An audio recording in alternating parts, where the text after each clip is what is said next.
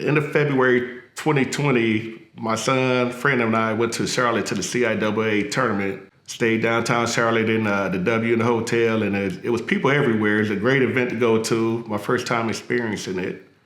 After we came home, the next weekend I went to Champaign, Illinois to a funeral. One of my classmates had passed. After I got back from the funeral, I left here that Friday, got back that Sunday. When I got home, I was just feeling like I had caught a cold or flu, had fever, chills. So that Monday I didn't go to work. Tuesday I went to Pri-Med. They ran a lot of tests. My oxygen was low. Of course, had a fever.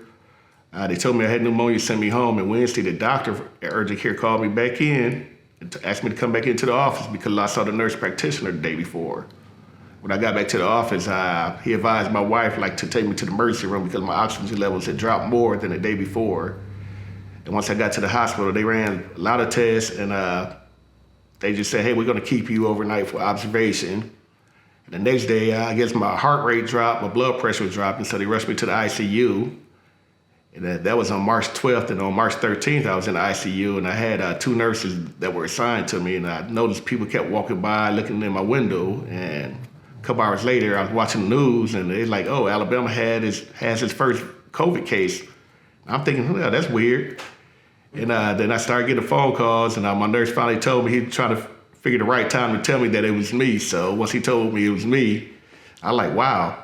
Well, the first thing I thought of is if I want to be the first person to do something, I'm thinking of lottery. I wasn't thinking COVID or anything. But the thought of just being the first person with COVID, my son was a senior in high school. It was just the thought of people's reactions. They didn't know about COVID, so they really didn't know what was going on.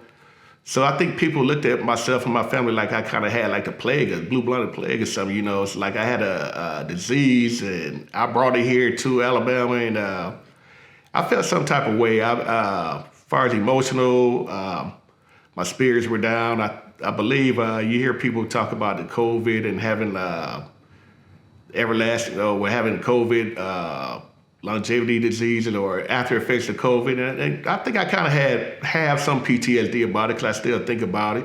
And it kind of makes me feel good because now I can share my story with people and tell them, having COVID is not the end of the world. You just have to treat it. It's not your fault you get COVID, but we have to take precautions to fight against COVID.